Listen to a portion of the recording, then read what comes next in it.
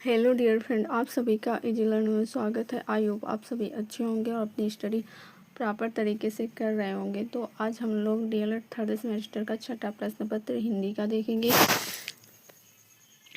जो कि हमारा 11 चैप्टर रहेगा। 11 चैप्टर में मैंने पार्ट 1 करा दिया था, उसमें आपको कुछ चीज़ें करा दी थी, जैसे कि शब्द अलंकार के बारे में हमने आपको बताया था। आज जो हमारी ये क्लास रहेगी वो 25वीं क्लास रहेगी। तो देखेंगे, नेक्स्ट क्लास में हमने आपको शब्द अलंकार के बारे में बताया था। आज हम लोग अर्थालंकार को देखेंगे। ठीक, देखिए अर्थालंकार, जहाँ अर्थ के कारण सुंदरता बढ़ती है उसे अर्थालंकार कहते हैं। मतलब जहाँ पे अर्थ के कारण किसी चीज़ की सुंदरता बढ़ती है उसे हम अर्थालंकार कहते हैं। अर्थालंकार के प्रकार, अर्थालंकार के निम्न प्रकार हैं। देखिए कौन कौन से प्रकार हैं।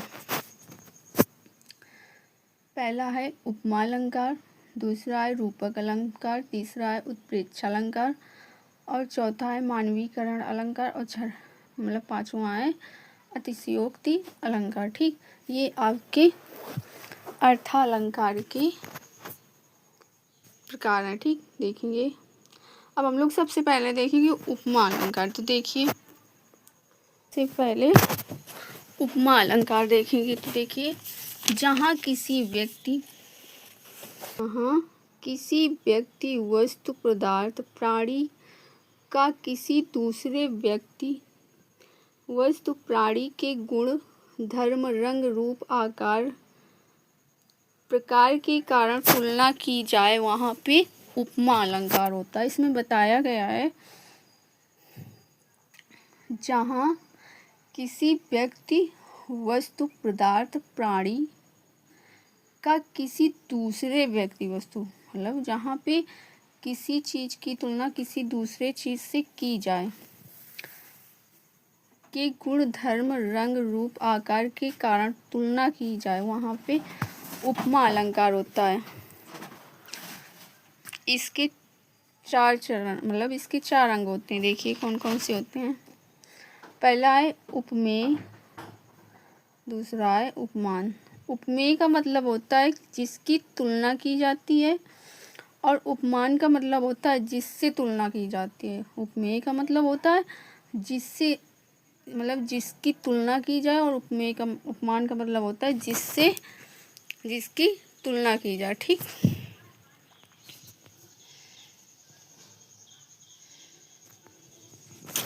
तीसरा है साधारण धर्म। साधारण धर्म, जो उपमेय व उपमान दोनों में उपस्थित हो, जो उपमेय प्लस उपमान दोनों में उपस्थित हो, ठीक, उसे साधारण धर्म कहते हैं। और चौथा इसी का है वाचक शब्द, जो शब्द तुलना को बताए, जो शब्द तुलना को बताए उसे हम वाचक शब्द कहते हैं। देखिए एग्जाम्पल देख लेते हैं। जैसे सा सी तुल सम जैसा ज्यों सरिस के समान। यदि ये चारों तत्व उपस्थित हों तो उसे हम, यदि ये चारों तत्व उपस्थित हों तो उसे हम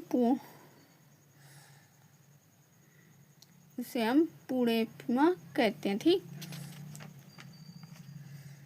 जैसे मेरा, जैसे एग्जाम्पल देखिए, जैसे मेरा मुख चंद्र के, मतलब मेरा मुख चंद्रमा के समान सुंदर है। जैसे मेरा मुख चंद्रमा के समान सुंदर है। तो देखिए, इसमें देखेंगे कि इसमें उपमान कौन सा शब्द है, उपमेय कौन सा शब्द है, साधारण धर्म कौन है और वाच्य कौन सा, इसमें हम लोग ये जानेंगे। ठीक, तो देखिए, ये जो है आपका चंद्रमा, ये आपका उपमान हो जाएगा। क्या हो जाएगा? उपमान। ठीक, और जो ये आपका मुख है, मुख, ये आपका उपमेय हो जाएगा। ठीक है, तो वही देखिए, मेरा मुख चंद्रमा के समान सुंदर है, मतलब कि वो मुख को चंद्रमा से, मतलब चंद्रमा से तुलना करना, मुख को चंद्रमा से तुलना करना। ठीक, तो मतलब अगर हम किसी चीज़ की जिसकी तुलना की जाती है, मतलब जिसकी तुलना की जाती है उसे हम उपमेय कहते हैं। तो इसमें किसकी तुलना की गई है?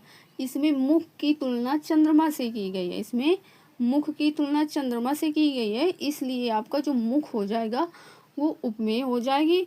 और उपमान होता है जिससे तुलना की जाए। तो मुख की तुलना चंद्रमा से की गई है, इसलिए जो आपका चंद्रमा है वो आपका उपमान हो जाएगा। ठीक, आगे देखिए। और सुंदर, सुंदर ये आपका साधारण धर्म हो जाएगा और ये के समान आपका वाच्य हो जाएगा। ठीक, आगे देखिए। पीपल पात सरिस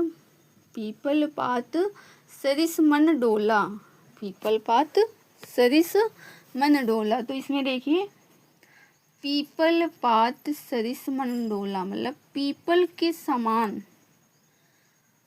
के समान मन का डोलना। ठीक, पीपल के पत्ते के समान मन को मतलब मन का डोलना। ठीक, तो आपका जो मन हो जाएगा ये क्या हो जाएगा? जिसकी तुलना की जाती है, जो आपका मन है ये आपका उपमेय हो जाएगा और जो पीपल है ये आपका उपमान हो जाएगा। ठीक, तो देखिए पीपल पात ये आपका उपमान हो जाएगा और मन आपका उपमेय हो जाएगा। और डाला मतलब ये आपका साधारण धर्म हो जाएगा। आगे देखिए। मखमल के झूले पड़े हाथी सा टीला। मखमल के झूले पड़े हाथी सा टीला मतलब एक भयंकर आकार का, मतलब एक बड़ी आकार की बॉडी के बारे में बताएगा कि मखमल के झूले पड़े मतलब मखमल के झूले पड़े हैं और जो शरीर है ये हाथी के टीले जैसा है। ठीक, बहुत ही इसका आकार बड़ा है। ठीक, तो देखिए जो हाथी है ये आपका उपमान हो जाएगा, जो टीला ये उपमेय हो जाएगा और सा जो है ये आपका वाचक हो जाएगा। ठीक, आगे देखिए। हरिपद कोमल कमल से। हरिपद कोमल कमल से। तो देखिए हरि के जो पद हैं, हरिपद कोमल कमल से मतलब जो प्रभु के नयन हैं, जो प्रभु के नयन है ये कमल के समान है। प्रभु के जो नयन मतलब आँखें हैं ये किसके समान है? कमल के समान कोमल हैं। ठीक, तो देखिए आपका कमल उपमान हो जाएगा और हरिपद उपमेय हो जाएगी और से जो है ये आपका वाचक हो जाएगा। कोमल जो है ये आपका साधारण धर्म हो जाएगा। ठीक है, आगे देखिए।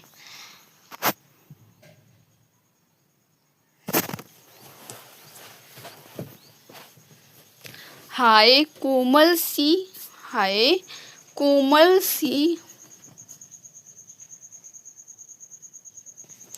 हाय फूल सी कोमल बच्ची हुई राख की थी देरी।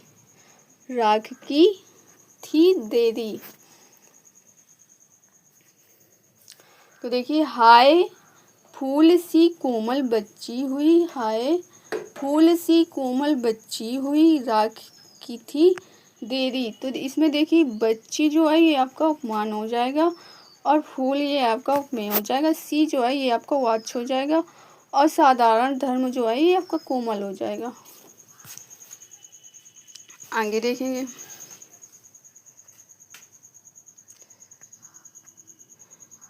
आगे है रूपक अलंकार। जहाँ उपमेय में उपमान का आरोप किया जाए वहाँ पे रूपक अलंकार होता है। जैसे देखिए मैया मैं तो चंद्र खिलौना लयो। मैया मैं तो चंद्र खिलौना लयो। मैया मैं तो चंद्र खिलौना लयो। जो बालक है वो कह रहा है मैया मैं तो चंद्र खिलौना, वो जो चंद्रमा को कह रहा है कि मैया मैं यही खिलौना लूँगा। ठीक, उसे ये नहीं पता कि ये खिलौना नहीं ये चंद्रमा है, वो तो बस जिद लगाए हुए है, कह रहा है मैया मैं तो चंद्र खिलौना लयो। ठीक, तो देखिए यह चंद्रमा उपमान में खिलौना उपमेय का आरोप है। यह चंद्रमा उपमान में और खिलौना उपमेय का आरोप है। ठीक, आगे देखिए। चरण कमल बंदो हरिराई।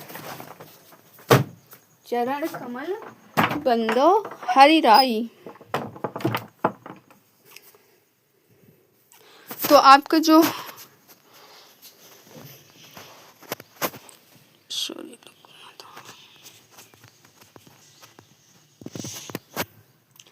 चरण कमल बंदो हरिराई। ठीक, तो देखिए चरण कमल बंदो हरिराई मतलब कि कमल के समान चरण। ठीक, वहीं पे दूसरा देखिए, शशिमुख पर घूंघट डाले। शशिमुख पर घूंघट डाले, आंचल में दीप छिपाए। शशिमुख पर घूंघट डाले, आंचल में दीप छिपाए। तो जो आपका मुख है ये उपमेय हो जाएगा और जो शशि है ये आपका उपमान हो जाएगा। ठीक, आगे देखिए। तो आपका कहाँ तक, आपका रूपक अलंकार तक आपका हो गया। ठीक, आगे